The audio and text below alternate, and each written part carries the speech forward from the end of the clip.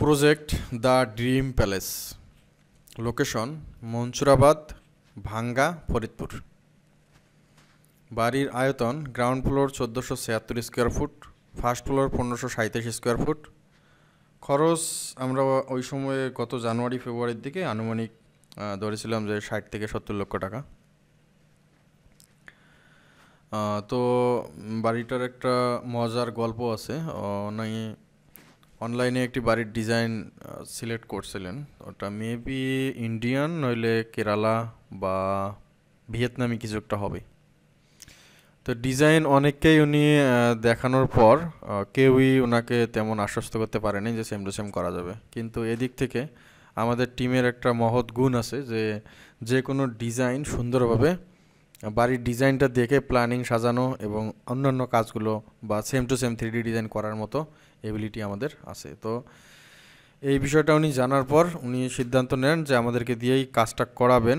তো সেই হিসাবে উনি প্রথমে আমাকে জমিটা ভিজিট করার জন্য ভাঙ্গা মনসুরাবাদে আমাকে ডাক দিলেন একদিন। তো আমি ওনার সাথে জমিটা ভিজিট করতে চলে গেলাম।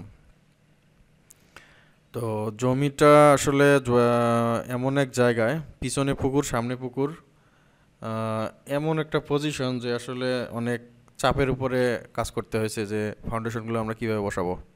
তো পরবর্তীতে সিদ্ধান্ত হলো এরকম যে পুকুরের তলদেশ যতটুকু আছে তার থেকে আমরা কিছু দূর নিচে নেমে আমরা ফাউন্ডেশনটা সিলেক্ট করব, যে ওখানে মাটির অবস্থার উপর ভিত্তি করে আমরা জিনিসটা ওখানে বসাবো। তো সেই মোতাবেকই আমরা কাজ করতেছিলাম।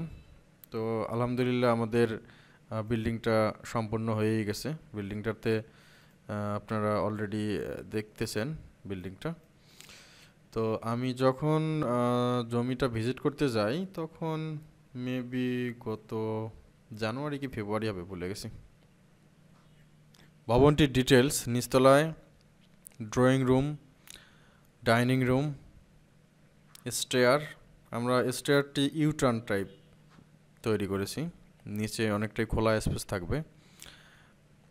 2টি গেস্ট বেডরুম, একটি common toilet, basin space, big size kitchen.